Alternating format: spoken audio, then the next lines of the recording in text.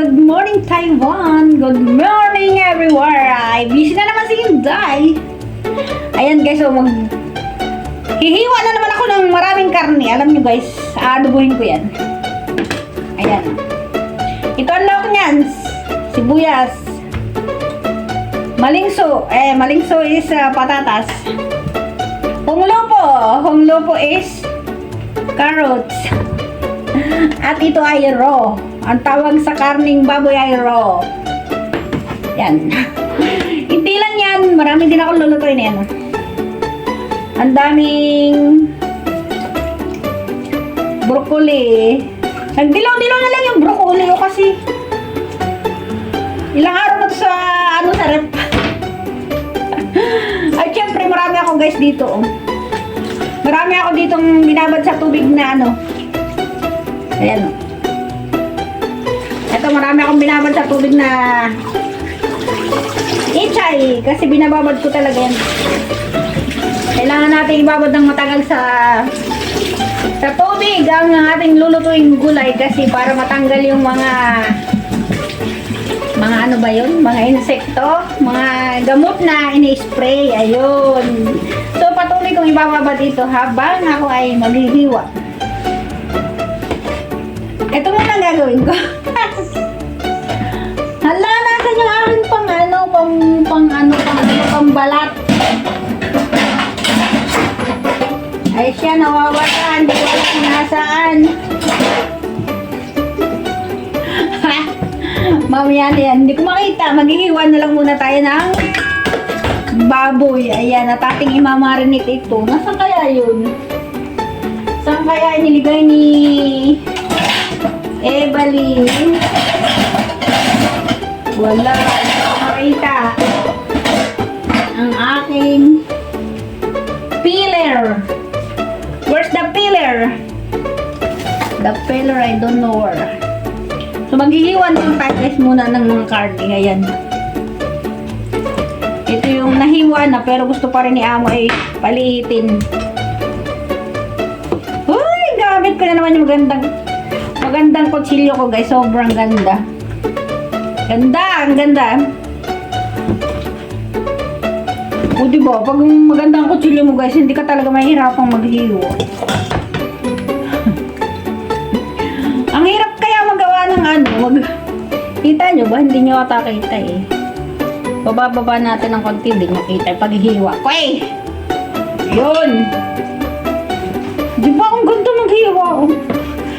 Parang hindi mo pa nahilapat yung kutsilyo. Nahiwa na. Yun nga lang, kailangan mag-ingat yung kamay ko, baka mahiwa. Oo, di ba? Saan kaya punta yung peeler? Minsan guys, ako ay naghahanap ng peeler. Yung pala na itapon ko na, napasama na sa basura. Kaya i-review ko yung mga basura maya-maya, baka naandun na naman nakalagay. Kaya mag-ingat kayo sa mga ginagawa nyo, baka yung mga peeler ay napapapunta na sa basura, hanap kayo ng hanap.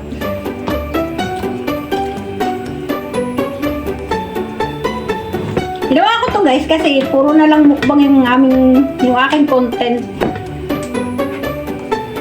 Kailangan natin salita ng ng iba. Kasi part naman to ng OFW di ba? O yun. Masayang-masaya nga pala ako guys kasi susweldo na naman ako sa YouTube ayun. Naka-schedule na yung sweldo ko sa 21 kaya ayun.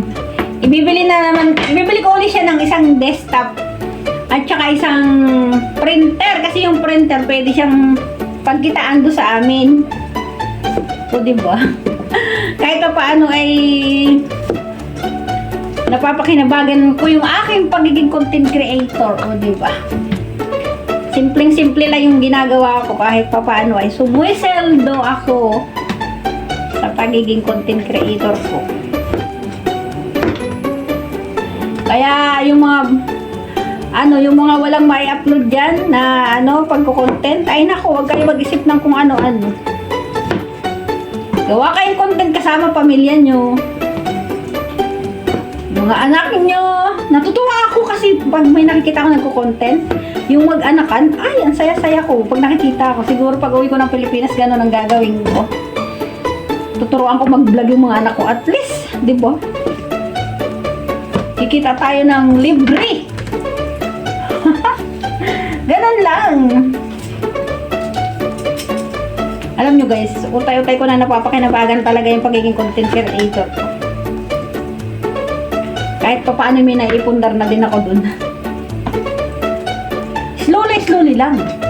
Kahit hindi natin kahit pamilya pa lang natin natutulungan natin, okay lang yan. At least pag kumikita na tayo kagaya ng mga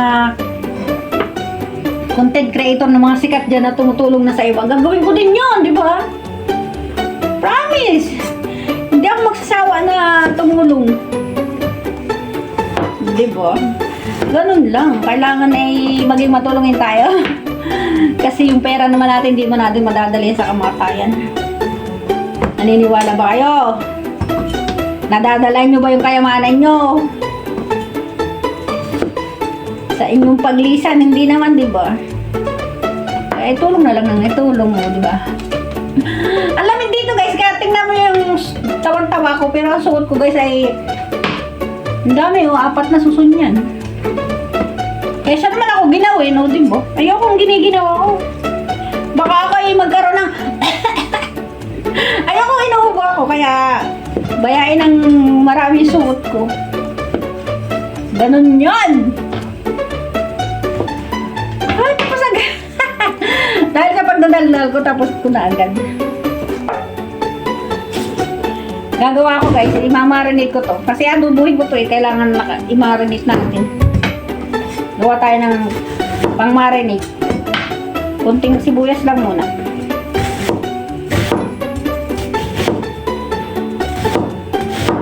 Gawa tayo, i-marinate natin yan. Tapos ilalagay natin sa ref kasi mamayang hapon ko pa yung lulutuin. Tapos, bawang.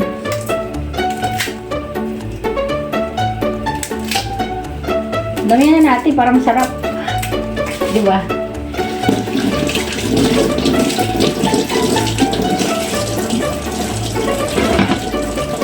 Ayokong gamitin yung sobrang mataas. Sobrang talas akong kutsilyo.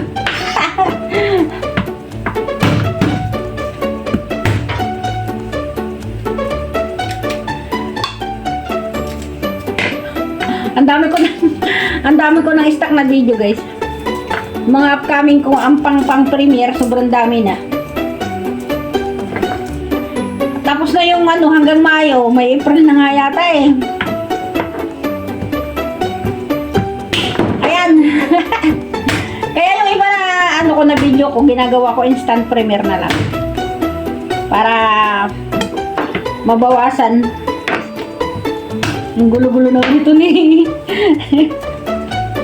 Sorry naman.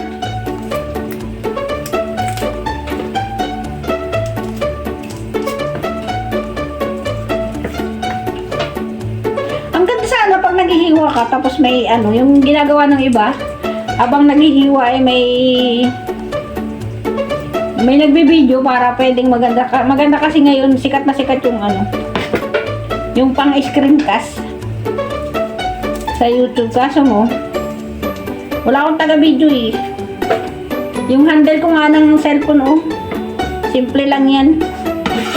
Basta lang may mapagpatungan.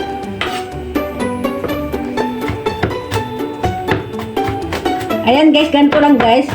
Para malasang-malasa yung adobo nyo, i-marinate nyo lang guys. Yan nga parang karne na yan, bago ko hiwain nahugasan ko na ng hugas na hugas. As in hugas na hugas. As in malinis na malinis na. Hala, ang gulo-gulo pala nung dito muna. At napakagulo dun ang gulo-gulo. Sorry naman. Paminta.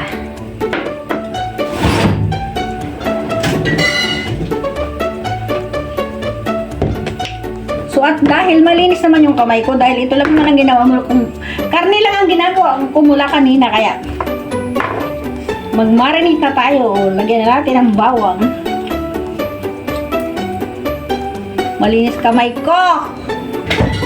Kala na nyo, hindi malinis yan ha. Sibuyas, ayan.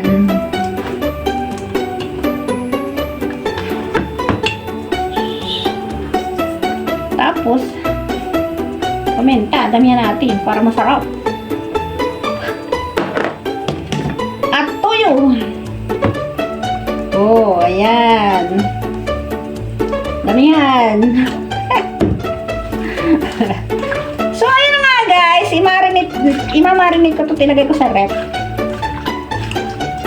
Lalagyan ko pa yan guys ng kunting suka para malasa. At syempre lalagyan natin ng asukal.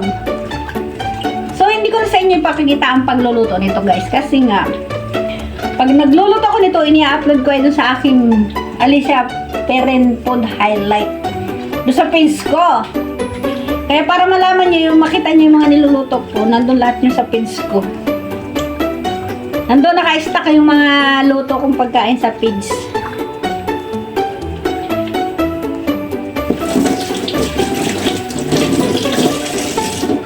O, ganyan ang pagmamarinate. Pero lagyan natin ng konting suka para malasa. Oo, di ba? Ayaw, hindi mahilig dito sa ano, yung mga amo sa maasim. Ayaw nila ng maasim.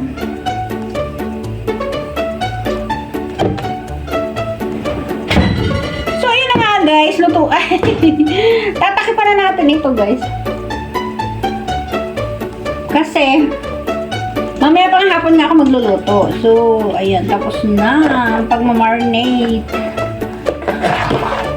Kaya iba naman ang gagawin ko guys.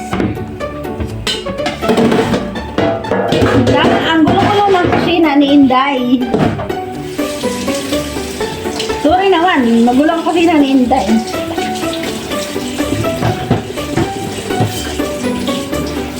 Oh, dito naman tayo. Pero matatapos na yung video ko guys. Dito naman tayo sa broccoli. Lilinisin natin itong broccoli. Alam niyo ba isang broccoli ay pwede nating, ay, hindi na maganda siya. Ayan. Pwede nating isama sa pagkain yung ano na yun. Yung pinakang ubod ng broccoli. Pwede nating isama sa gulay yan. Ayan, malasang-malasa yan, guys. Yan, o, diba? Katalas ng mga kutsilyo ko, natatakot ako. Grabe. Ako lang naghahasa niyan, guys. Dati hindi ako marunong maghasa. Ngayon ay ano, napagtanto-tanto ko, magaling pala ako. O, ayan na nga guys, maraming salamat sa panonood. At hindi ko na papahabain pa yung video ko dahil sobrang habang-haba na baka hindi nyo panoorin. Kaya maraming salamat sa inyo. Walang sawang support at panonood sa aking mga video. Ayan, sana may natutunan kayo kahit papaano. I love you all. Bye-bye!